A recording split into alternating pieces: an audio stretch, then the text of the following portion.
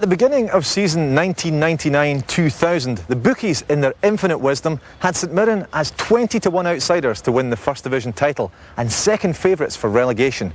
It was manager Tom Hendrie's first full season in charge, and here, amongst the Love Street faithful, no one was quite sure what the next 8 months was going to bring.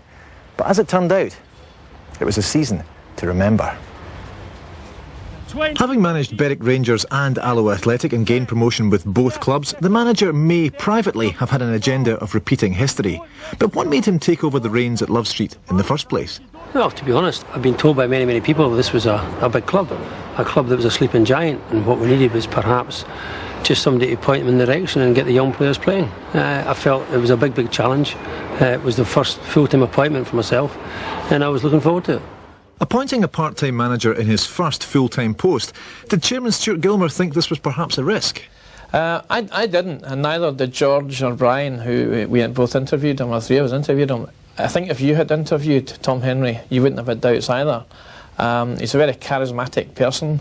It wasn't so much an interview as a very informal chat of what he thought about Scottish football, about where Scottish football was going, and about where smaller clubs could go, how he would go about that. And the man just impressed on us so clearly that he was the man for the job. I have said that it was not rocket science. If anyone else had interviewed him, I'm quite sure they'd have come up with the same decision. He'd been at Berwick, he'd been at Alloa, he'd taken them up in his first full season in charge. Were you expecting great things from him last season? No, to be fair. We told him very clearly the tools he had to work with. He knew the financial constraints the club was working within, and we really looked at a 2 to 3 year plan. To get things moving so quickly is just total credit to the man himself. With very similar people, he brought in 1 or 2 players who he knew from the lower leagues, and it's just the way he has transformed the club. Pre-season, Saints fans got a taste of things to come as the SPL champions Rangers visited Love Street. The Buddies held on to the 78th minute when Rod Wallace broke into the box. Then, the hammer came down.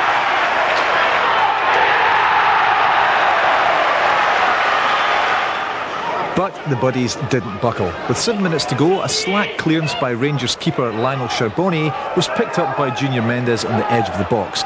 He fed to substitute Stephen McGarry, and the youngster finished like a veteran.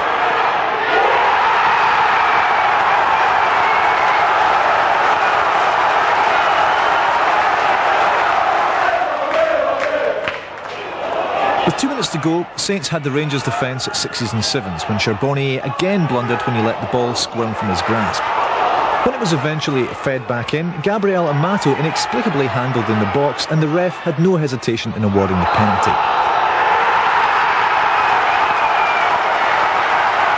Up stepped McGarry, and the Saints had recorded a memorable victory.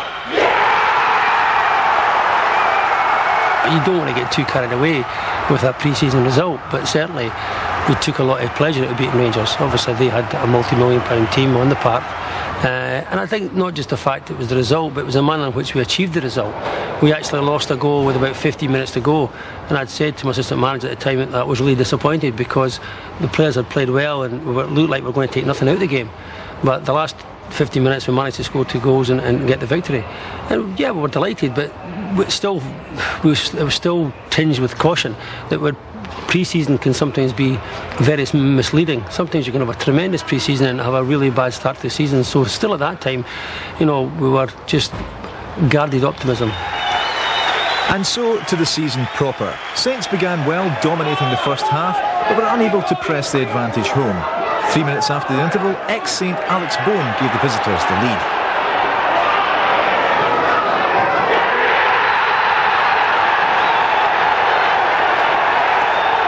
Just 20 minutes later, after a surging run from Ian Nicholson, Tom Brown finished from 20 yards, and despite a valiant effort from Norwegian international Thomas Gill, Saints earned their first point of the season.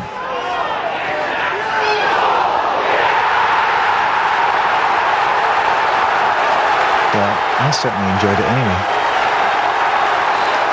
And despite 2 drop points, the performance was well received. The following week, St Mirren journeyed to Kirkcaldy to face Raith Rovers, with prodigal son Barry Lavetti returning to league duty for Saints. Basher began to threaten early when he hit the post after 9 minutes. Very soon though, he was back doing what he does best. From there, it rained goals at Starks Park.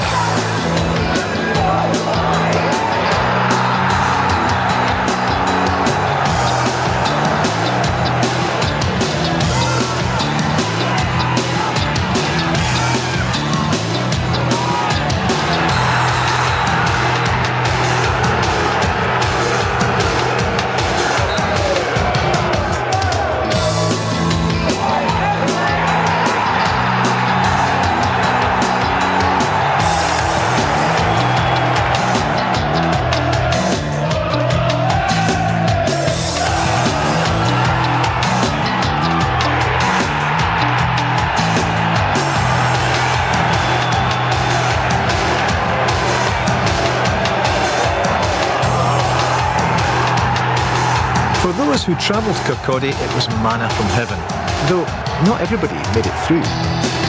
Unfortunately, George Campbell and I were both at a wedding of a very good friend of ours, ardent St Mirren supporter, I have to say, and we were in touch all day with mobile phones. And I think people round about us actually thought that they were actually winding us up as another 3 or 4 minutes went by and another call came through. It's 2-0, it's 3-0, it's 4-0. It was a magnificent day, but just unfortunately we weren't there to savour it. Saints' joy after the Wraith win was tempered midway through the first half against Inverness when the highly influential Chris Kerr was lost for the rest of the season with knee ligament damage after a hefty challenge. The strong team spirit that was to be so prevalent throughout the season emerged, and Saints ground out a 3-2 win.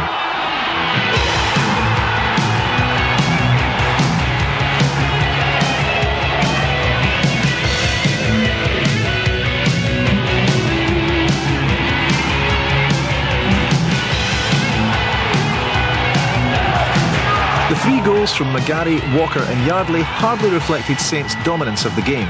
Still, it was another 3 points. Next week, they racked up the same scoreline against a struggling Clydebank.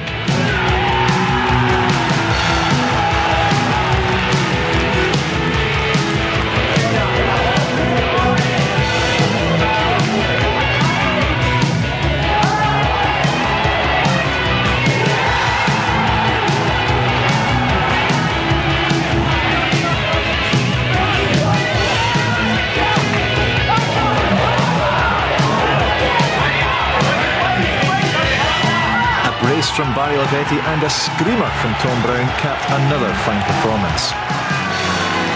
Clearly, the pace and excitement of the game was all too much for Tommy Turner. With 3 wins after 4 games, expectation was high when Airdrie visited the next week. The fans were not to be disappointed.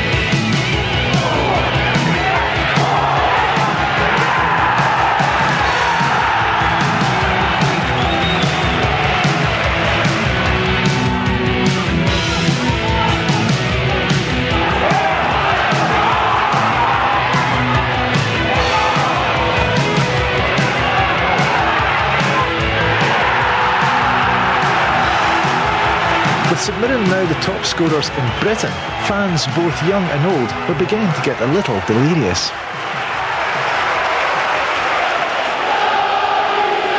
The following week saw the long-awaited clash with closest rivals Dunfermline at East End Park. A crowd of just over 6,000 saw Saints dominate throughout, Every player played their part, none more so than Junior Mendes, who was on fire. After 33 minutes, he sprinted down the left, waltzed past Brian Reid, and when his low cross came in, Tom Brown was there to clip the ball home. 1-0 Saints, and no more than they deserved.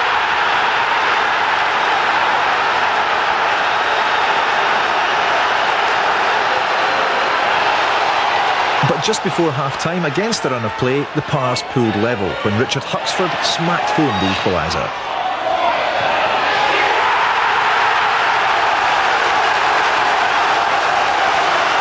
Try as they might during the second half, Saints were unable to find the winning goal and had to settle for a 1-1 draw.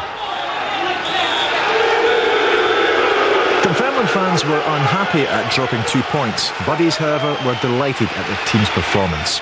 What did the gaffer think? We played as well as we could play. I mean, we did everything but score goals.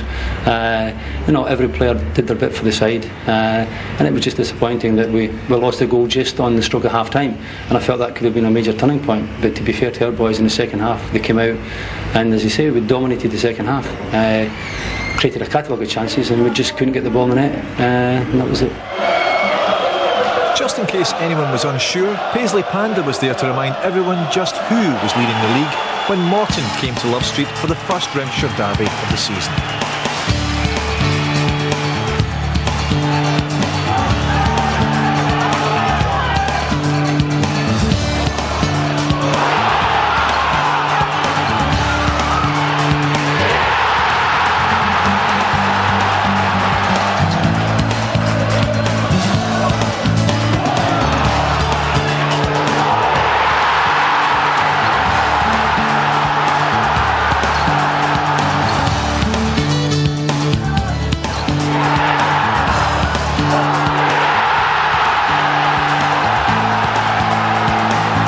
The 3-2 win was met by the euphoria that normally accompanies a victory over the arch rivals, as the Saints' goal machine was in danger of going into overdrive.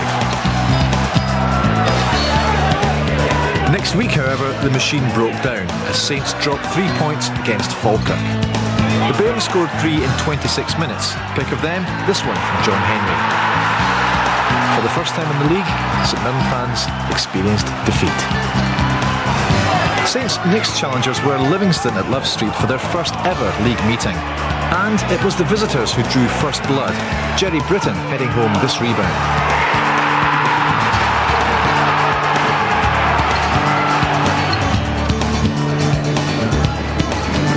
But it was Basher to the rescue after 51 minutes, when he poked home this blocked Baltacha drive from 8 yards.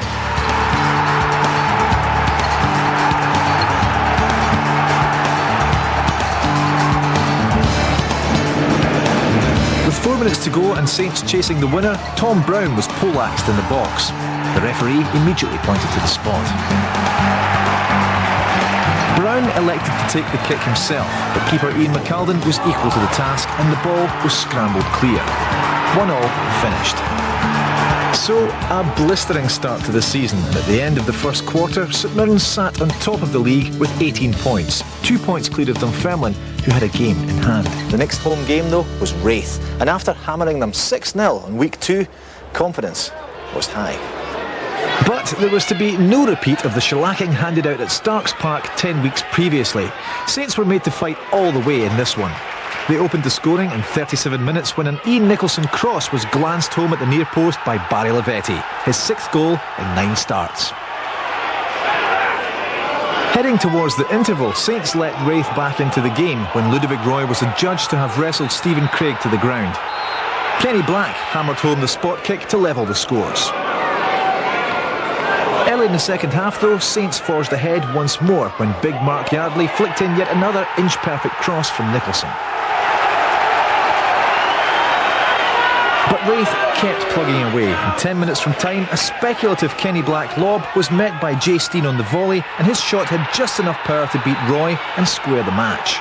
And that seemed to be it until, in the dying seconds, yet another Nicholson cross found the unlikely head of skipper Tom Turner, and his unorthodox header found the net and secured all 3 points.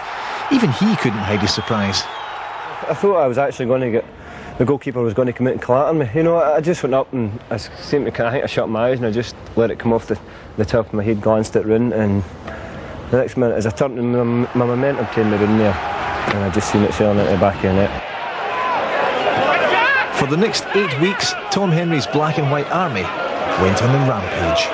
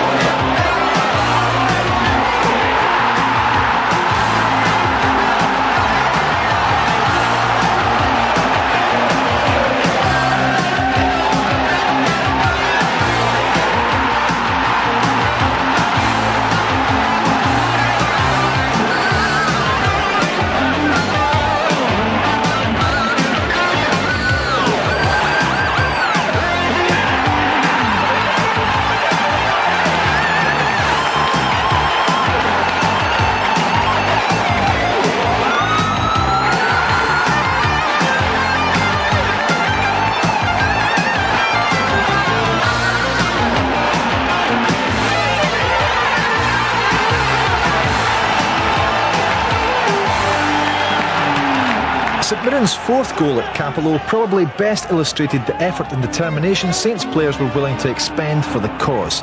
Heading clear a Morton corner in his own box, big Scott Walker then charged upfield and took a return pass from Mark Yardley. He then laid it off to Hugh Murray, beelined for the penalty box and finished a 90-yard gallop upfield to head home one of the most thrilling and well-received goals of the season. Quite magnificent. And the Saints marched on.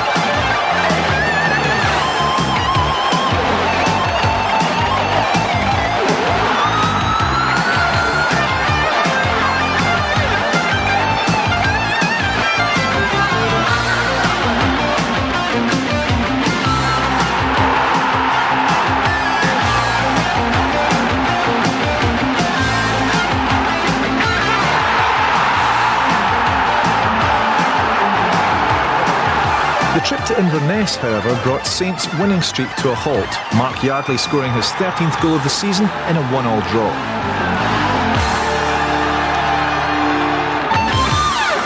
At the halfway stage, St Mirren were on top, 6 points clear of Dunfermline. They just won 8 games on the trot, a club record, followed by a draw against Inverness Cali. Championship form, surely. The manager must have been happy. Well, we started to believe that we had a real chance. I mean, the more we played, the more we won, the more we kept the run going, and the longer that happened, the more you start believing that hey, there's a real chance here. We knew we had a small squad. We knew that suspensions and injuries could perhaps wreck their hopes, and we also were playing a lot of good football at the time. But the parks were conducive to that. There were good surfaces, we were knocking the ball about well, we were scoring goals freely, but we knew also there had to be the bad times when you had to roll up your sleeves and put in some gritty performances when the surfaces and the overhead conditions would not allow for good football. So there were still many questions to be answered. We were optimistic, but we still didn't feel at that time that the First Division Championship was ours. We knew there was a long way to go, and we knew there was many hurdles for us to cross. But certainly that run, these 9 games, and in the draw up at Inverness, definitely we begin to think that, listen, not only can we go up, we could perhaps go up as champions. A look at the league table at halfway stage probably had some bookmakers a bit nervous, but if they were, then Saints' form in the third quarter of the season perhaps had them nodding smugly and quietly thinking, told you. With Ludo out with a groin injury, Derek Scrimgeour took over in goal when Ayr came to Paisley on December the 18th. The visitors shocked home fans when Neil Tarrant took advantage of a Tommy Turner slip and crossed for Rory Grant to shoot the visitors ahead. Saints equalised in the 48th minute when a Nicholson corner was flicked on by Yardley and Barry Lavetti headed in at the back post. More like it. But with 2 minutes to go, United stunned the home support with a sucker punch. Neil Tarrant outstripped Barry McLaughlin and fired past the hesitant Derek Scrimgeour to inflict Saints' first home defeat of the season. The big Boxing Day clash at Dunfermline was postponed due to a flu epidemic in the Saints camp. So on January the 3rd, Morton were St Mirren's first foots at Love Street. But the traditional Paisley hospitality was not in evidence, as in 48 minutes, Mark Yardley latched on to a Scott Walker header and Saints said, "Happy New Millennium." But in 67 minutes, Morton equalised through an on-loan Paul Hartley, who drilled home a free kick from 25 yards. Saints pressed hard for a winner, but veteran keeper Ali Maxwell was in top form. In 86 minutes, he denied Sergei Baltacha with this fingertip save. 2 minutes later, he foiled Mark Yardley with a fine block. Final score, 1-1. 5 days later, though, and Saints were back to their winning ways, with Junior Mendes picking on Airdrie once again.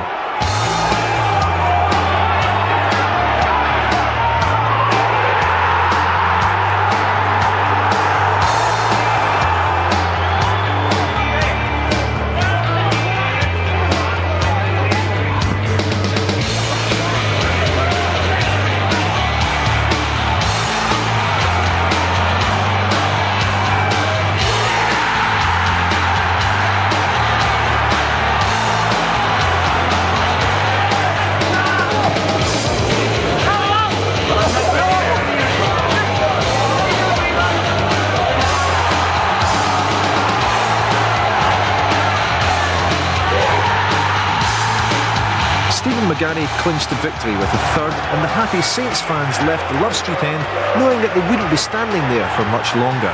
Chairman Stuart Gilmer had to make a stand. Well, we had a long chat with Tom about that, and we obviously had to stress all the way through, as we knew that we had to put the stand in place. We were very fortunate that we got the last of the grant money. We were also fortunate that we were able to bring a new director on the board.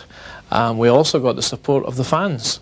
I have to mention the raffle, which was run by the fans, was a magnificent effort, and I think brought the fans closer again to the club and realising they were a major part of that. Late January, early February was a bleak midwinter for the Buddies. A couple of 2-0 defeats to Falkirk and Livingston saw Saints level on points with Dunfermline.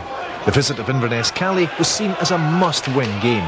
The boys duly responded, and Mark Yardley, who else, opened the scoring in 23 minutes.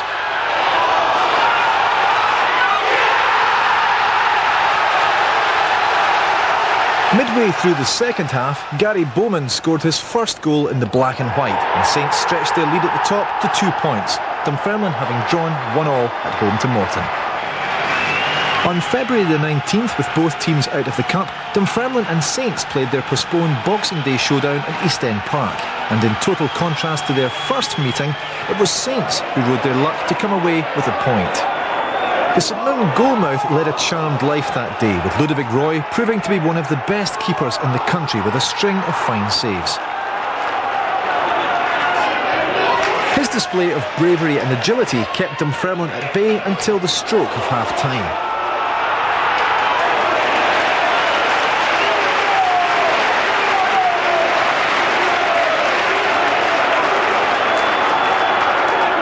Petrie picked up the ball some 40 yards from goal, and with the Saints defence backing off, he unleashed a 35-yard scorcher to give the Pars a deserved, and pressure at least, 1-0 half-time lead. The second half continued much the same as the first, with Big Ludo the outstanding player afield.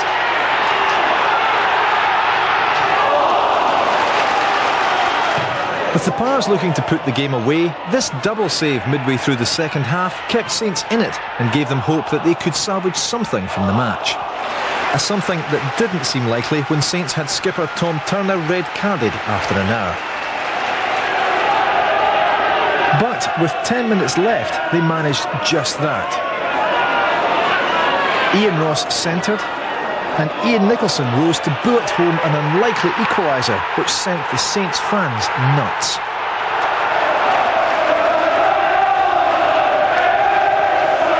Ludovic Roy was the hero of the hour, and manager Tom Hendrie was cautiously optimistic. We've played today. East End Park's never an easy place to come in and win. That's us now had 2 draws and a win against Dunfermline. We've got difficult games coming up. This is an incredibly important time in the season, and if we can win our game next week and we can look at the rest of the results, who then knows. But we're now in a countdown stage. We're nearly at the last 10, and I've said before, if we can go to 9 games left with a 5-point lead, we'll be very hard to catch. The next week, Saints were back in Fife, this time against Wraith. It was stalemate for 85 minutes, then the home side took the lead after a near-post strike from Paul Tosh. A year ago, heads might have gone down, but this was a side with a new sense of spirit and determination, and Mark Yardley showed resilience and power to earn the equaliser.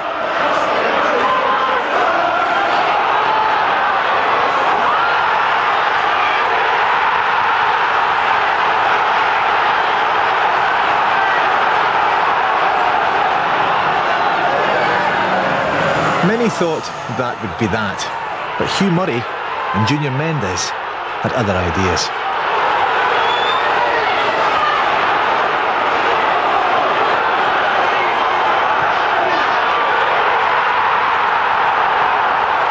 I think we can safely say that everyone was fairly happy about that goal.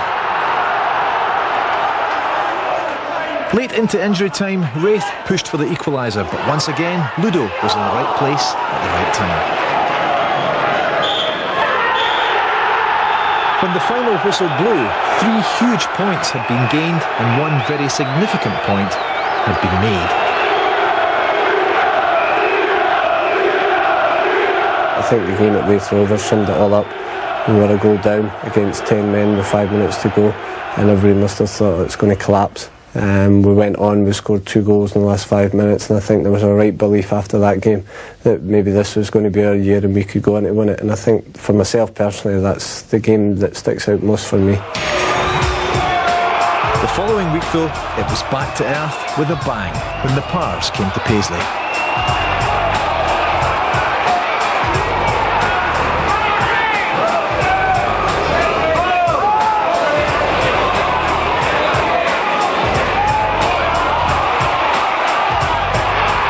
Stevie Crawford scored 2 belters, which created a league position which did not make good reading for Saints fans.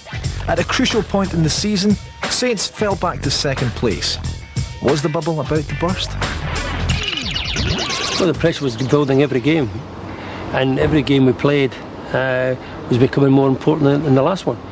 Dunfermline, to be fair, kept the pressure on us because they kept winning, and every team, the kudos of beating the league leaders meant that we had 10 cup finals to play.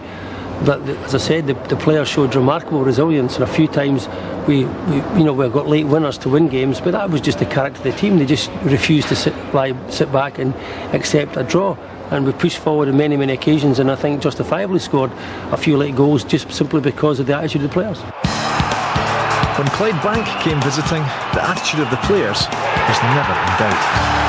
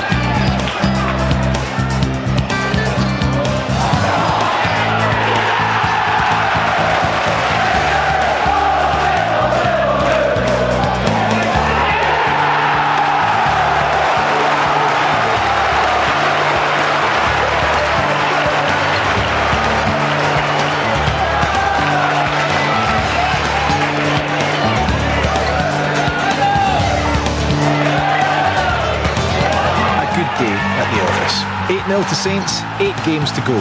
Next up, Morton at Greenock.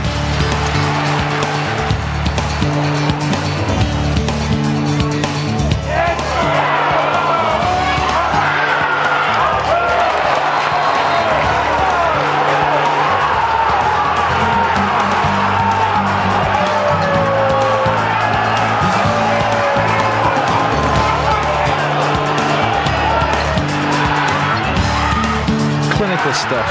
Morton brushed aside by 2-0.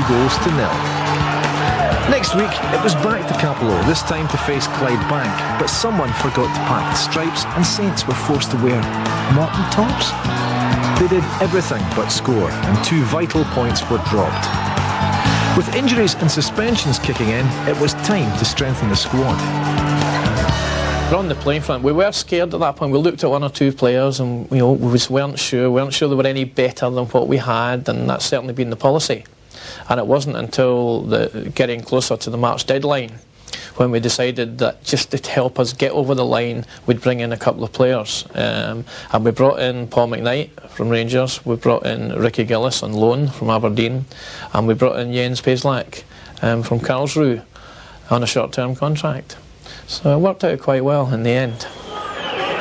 But it was another new acquisition, veteran defender Joe McLaughlin, who scored what turned out to be the only goal in a hard-fought match away to Airdrie.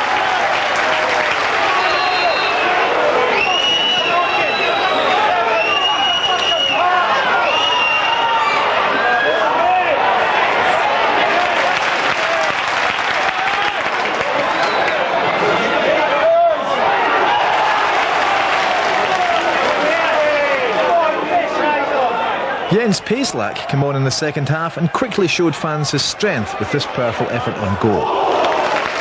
It wasn't to be, but another 3 points were earned in the run-in to the title.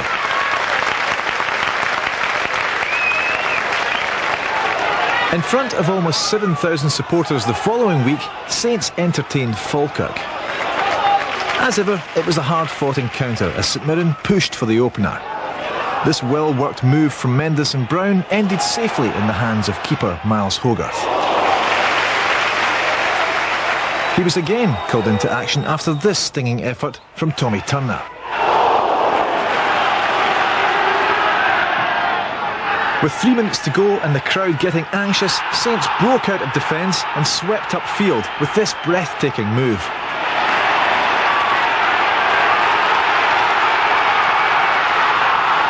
It was new boy Paul McKnight who showed a cool head to take Saints 1 step closer to the title.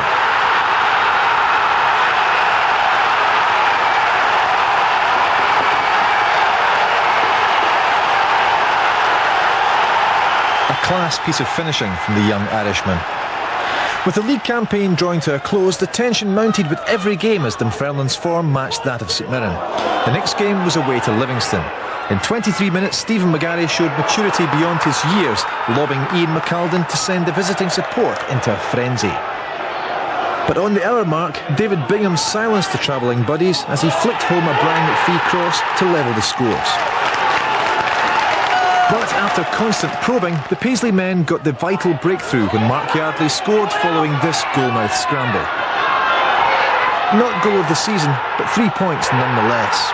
And the relief amongst the players and fans was there for all to see. The championship was within touching distance. With 3 games to go, St Mirren travelled to Somerset Park with a real chance of winning the league title. Only 4 minutes into the second half, Junior Mendes showed the air defence a clean pair of heels. He fired home to put Saints ahead.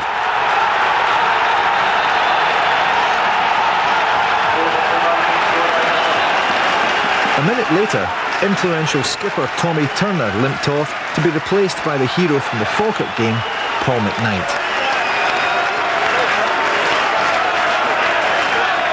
Turner's removal obviously caused some instability in defence, and Ayr were able to equalise with a David Craig drive.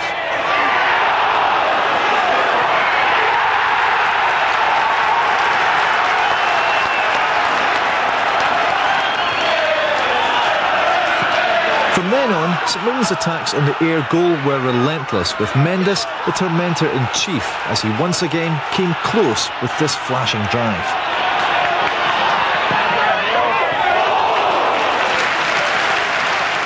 But it was the home side who went closest with this 45-yard effort in the 89th minute.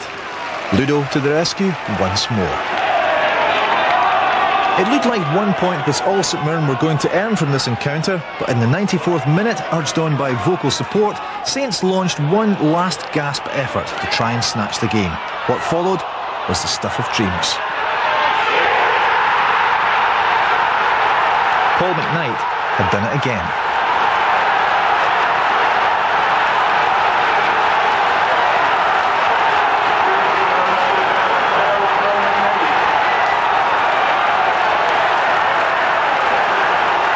They'd won the points, but had they won the league? I'd actually been told Dunfermline were drawn at the time, which means we just needed to win, and that would have been the championship. There was a lot of supporters behind saying it was now 2 each, which we couldn't believe because Dunfermline were in 2-0 at half time. So when Paul McKnight actually scored, I think everybody thought we had actually won the league, and it wasn't until we came off and Matt Kerr actually told us, no, Dunfermline won 2-1. So there was a bit of disappointment when we came into the change room. You know, the gaffer came in and said, we're still promoted, but it was still a bit deflated, and we thought, oh God, I thought we'd won the league, but it wasn't to be, and fortunate enough 7 days later it was to be, and we got the right result. With 2 games to go, Saints were in the driving seat, but not yet over the line. No one was taking anything for granted, but confidence was high in the St Mirren camp. Could they do it? The gaffer thought so. There was a huge relief and a huge pressure off the players because they knew that their future was secure in terms of St Mirren were now going to develop into a Premier League club, and we're going to have something to look forward to. So from that point of view, there was a lot of pressure taken off the players, and the players also knew that they had one big performance left in them. They had to go out and win at home in front of a packed crowd, and you know, I think the stage was all set. We'd opened the stand that day. You know, the fans had come out in force, and I don't think the players, to a man, I think everyone went out in the park expecting to win. I think they knew that it was just our day, it was our season, and they knew they had one big home performance left in them. April the 29th, 2000, and down Love Street Way, it was Mardi Gras, Carnival and New Year's Eve all rolled into one.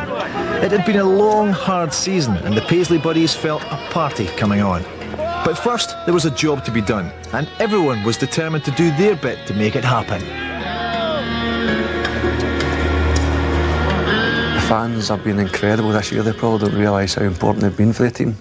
We've played a lot of games and we've been struggling in a few of the games, but the support they've had is incredible. We've been to games, particularly away from home, where the fans have been unbelievable. We've been, as I said, struggling. The support they give the team is like an extra man. I know it's a cliche, but as an extra man for the team, and no one knows how more important they are than myself. And brilliant.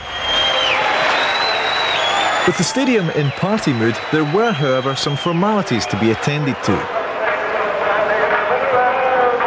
Lord McFarlane, accompanied by Provost McDowell and Chairman Stuart Gilmer, formed the official party that was to open the brand new Paisley Daily Express stand.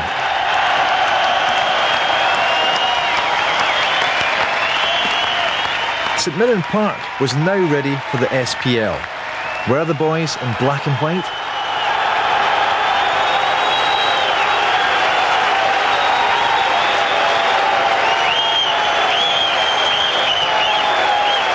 The fans certainly were.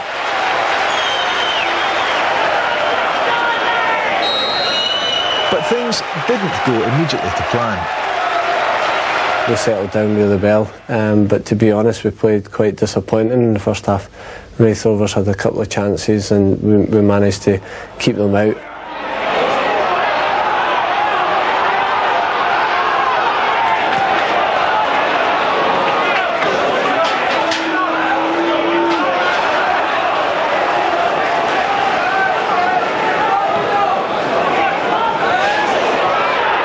Nervy would be perhaps a good word to describe the first half performance, and manager Tom Hendrie was not best pleased thus far. During the game, first half, I put on a bit of pressure with the race players, and we thought, is this going to happen for us? I think the players in the back of the minds, we had to travel up to Inverness and go back up there, which we never won, we never done well up there, and probably half time a lot of the boys were thinking, is this going to happen for us? Went into second half and just everything changed. It didn't have.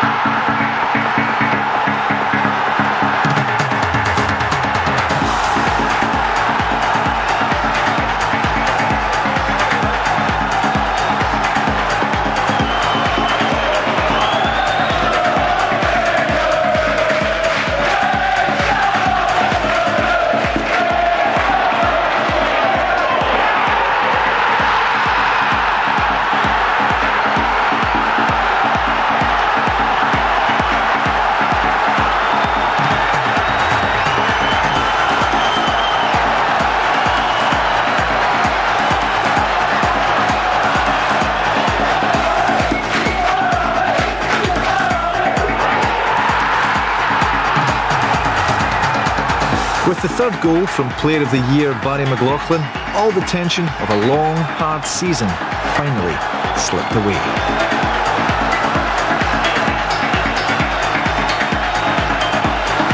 We always felt if we could get one, then that would change the complexion of the game, that Wraith would then have to open out and come out a little bit more of us, and that's what happened. We scored one, and within 7 minutes we scored another two, and the championship was ours.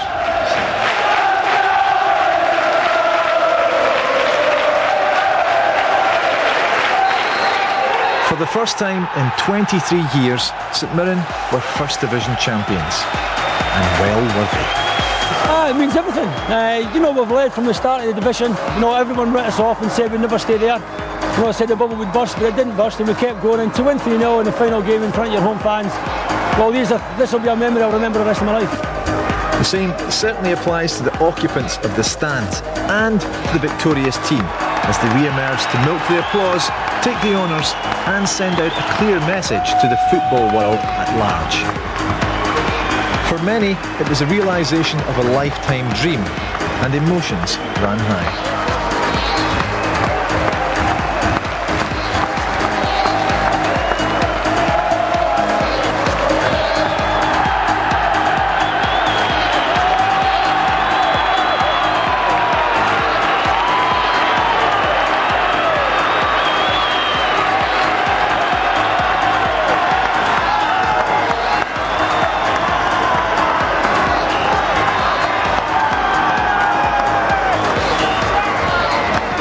Everything you'd hoped it would be, prepared by a brilliant packed stadium. 14 years I've waited to pick up a league championship, and I'm just delighted for all the boys and all the fans here. Highlight your career, Tommy? Yes, highlight my career, especially at this age. 36 year old, you know, superb, can't beat it. For the fans, they've been brilliant all year, and I'm just happy for the gaffer as well. He's come, he's given up his job to be full time, and he's done brilliant for the lads. I'm really happy for him. This is an unbelievable day. This is the best day of my career without a doubt. These fans have suffered so much the last 6-7 years. The club's had a lot of debt. There's so much hardship. I'm just happy for all the fans that are here and hope they enjoy their night. Enjoy it half as much as myself. A good night. Victory was sweet too for unsung hero, assistant manager John Cochran. Absolutely fabulous. Again, as I say, I'm not looking for headlines. It was a case of let the players go out and enjoy the day. I felt in myself it was probably the greatest day I've had in football. It probably will be in football. It was just a really superb day. To see the supporters and the way what it meant to them was absolutely fabulous. I can certainly vouch for that. And for fans like these, starved of success for so long, it was doubly sweet, as it was for chairman Stuart Gilmer. No, it was wonderful. Myself, I was in party mode, I think, for weeks on the back of it. And I think the day that really came home to me was the day we had the open top bus round to the town hall and the civic reception, and it was looking at the people in the streets of Paisley that day, the happiness, the joy it had brought to people at a time when Paisley needed that. I'm delighted to say that we at St Mirren Football Club were able to give them that day.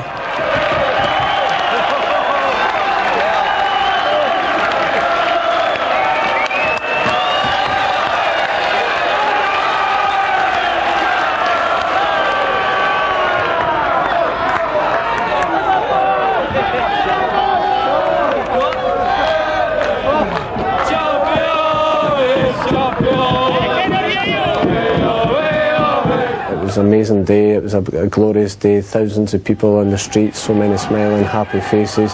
It was a great occasion, and it'll definitely live with me for the rest of my life, and I thoroughly enjoyed it.